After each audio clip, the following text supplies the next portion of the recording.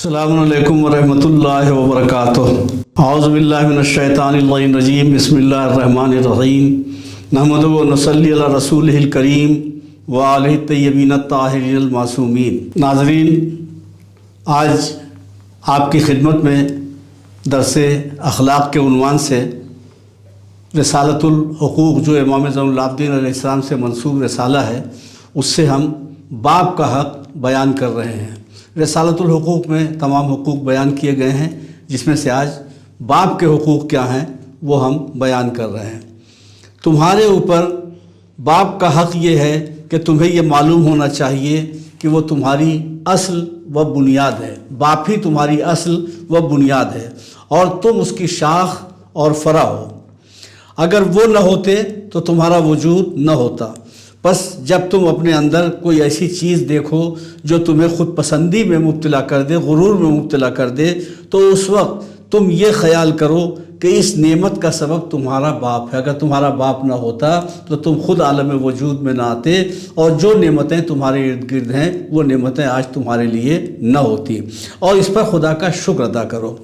حضرت امام زین العابدین علیہ السلام باپ کی عظمت کو اولاد کے گوش گزار کر رہے ہیں اور واضح الفاظ میں فرما رہے ہیں کہ باپ اصل ہے اور اولاد فرع ہے۔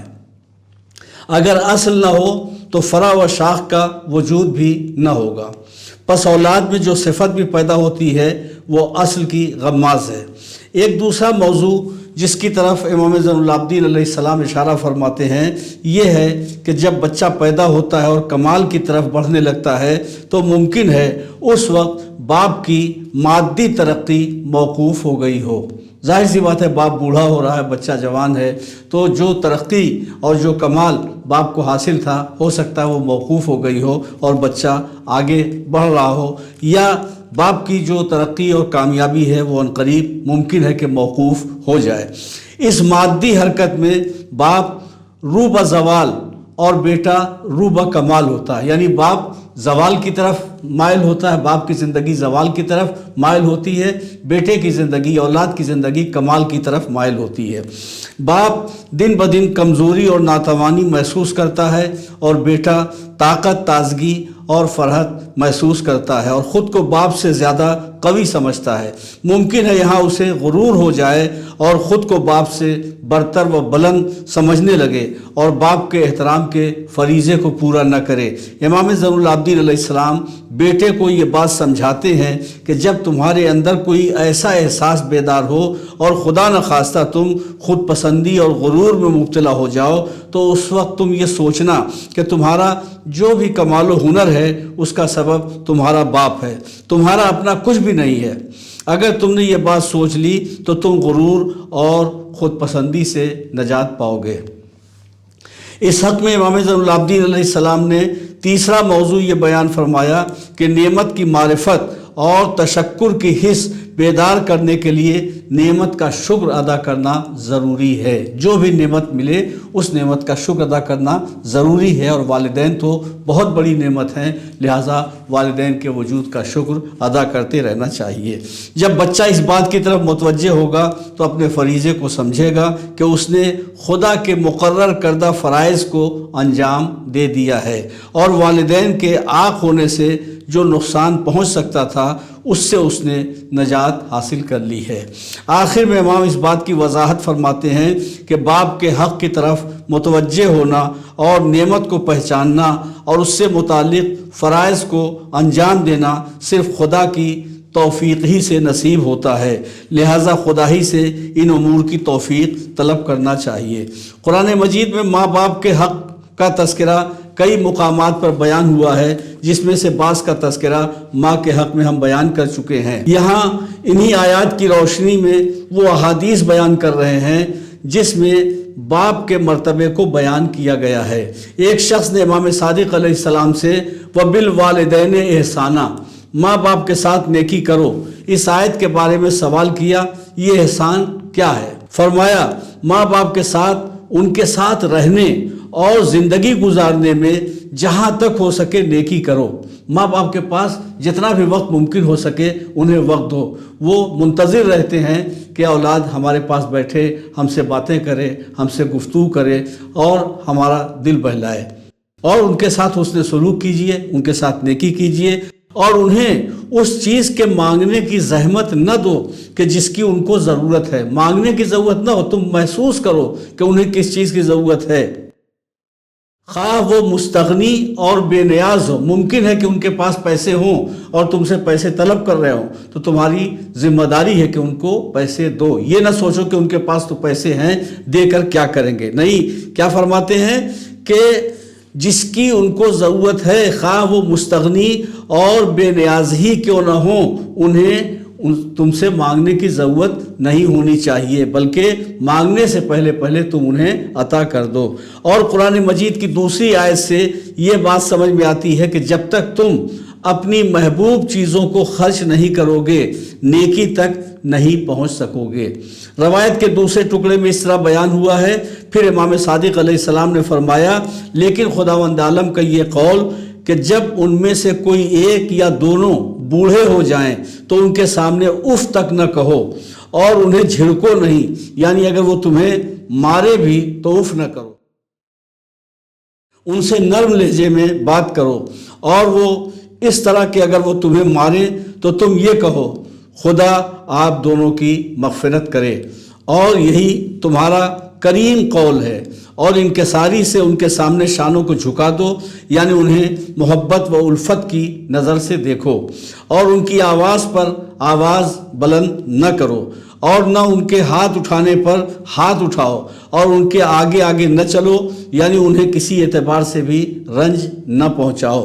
امام موسیٰ کاظم علیہ السلام سے روایت ہے کہ آپ نے فرمایا، ایک شخص نے رسول خدا صلی اللہ علیہ وآلہ وسلم سے دریافت کیا کہ بیٹے پر باپ کا کیا حق ہے؟ فرمایا باپ کا نام نہ لے، راستہ چلنے میں اس پر سبقت نہ کرے، اس کے سامنے نہ بیٹھے، اور ایسے کام نہ کرے کہ جس سے باپ کو برا کہا جائے۔ بنا بری بیٹے کا فرض ہے کہ وہ باپ کا احترام کرتا رہے۔ ایک شخص نے امام صادق علیہ السلام سے عرض کی کہ میرے والد بوڑھے ہو گئے ہیں اور اتنے کمزور ہو گئے ہیں کہ ضروریات کے لیے بھی مجھے لے جانا پڑتا ہے، کیا میرے لیے ایسا کام کرنا صحیح ہے؟ آپ نے فرمایا، اگر تم ایسا کر سکتے ہو تو اسے ضرور انجام دو، اپنے ہاتھ سے انہیں کھانا کھلاؤ کہ اس کی جزا میں تمہیں قیامت میں جنت کا باغ ملے گا۔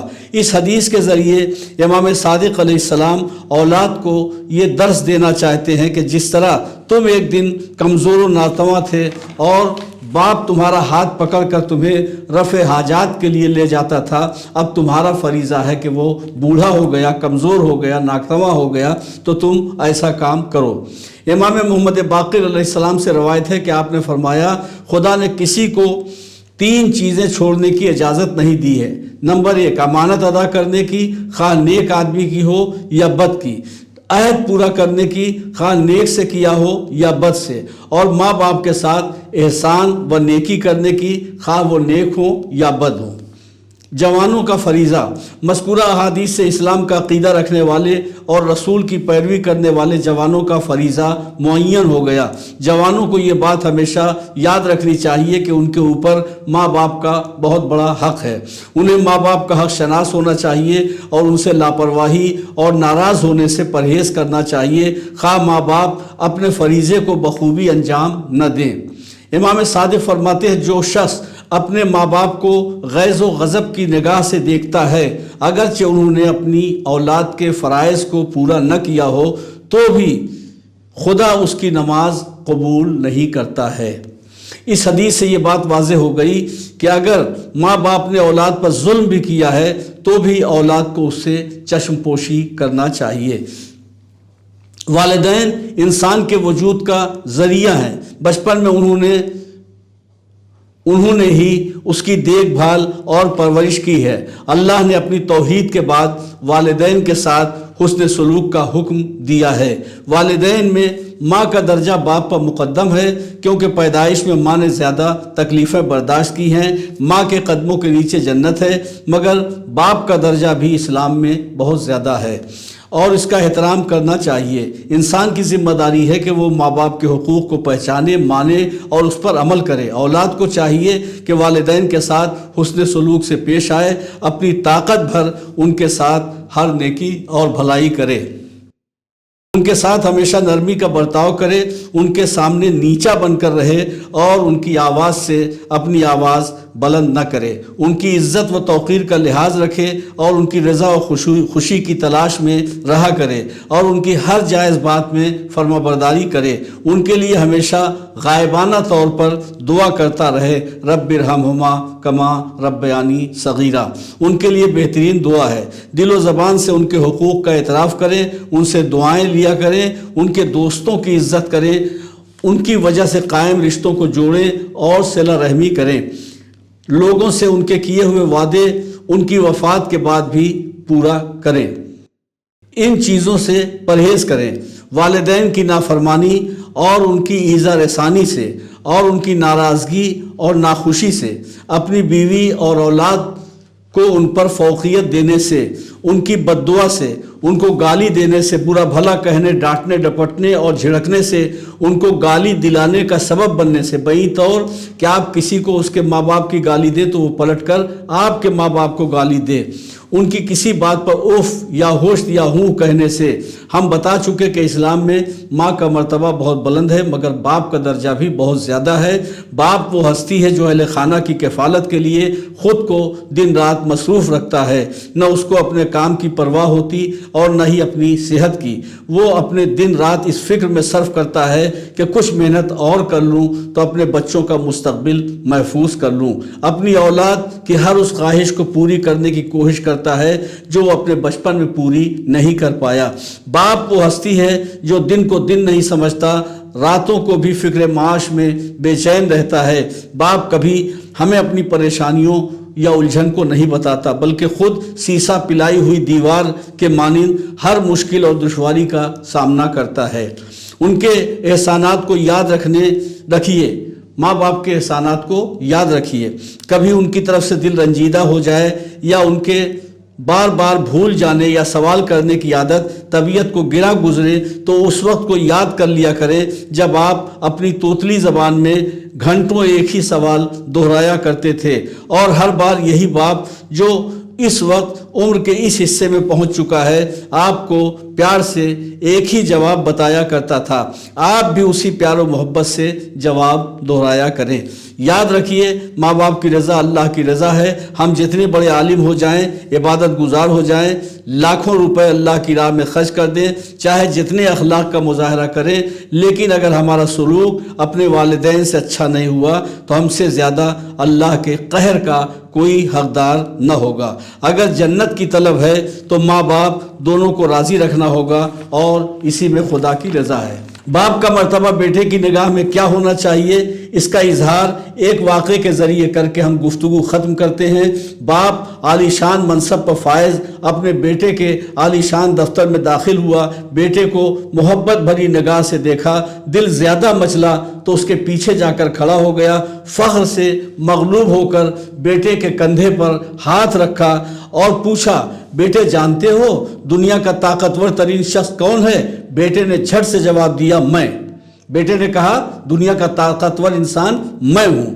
باپ نے ایک بار پھر یہی سوال پوچھا، بیٹے نے کہا کہ میں، یعنی بیٹے نے وہی جواب دیا۔ باپ کے چہرے کا رنگ متغیر ہو گیا، صدمے سے دل بجھا اور آنکھوں میں آنسو لہرا گئے۔ بیٹے کے کندھے سے ہاتھ اٹھایا اور دروازے کی طرف قدم بڑھا دیے۔ دفتر کے دروازے پر ایک بار پھر رکا، مڑ کر بیٹے کو دیکھا اور پھر سے پوچھا، بیٹے اس وقت دنیا کا طاقتور ترین شخص کون ہے؟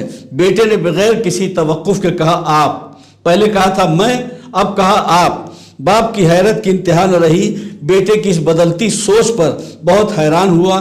تھوڑے سے قدم واپس مڑ کر اندر آ کر آہستگی سے پوچھا، تھوڑی دیر پہلے تمہارے خیال میں تم اس دنیا کے طاقتور ترین شخص تھے، اور اب تم میرا نام لے رہے ہو، یہ اچانک تبدیلی کیسی؟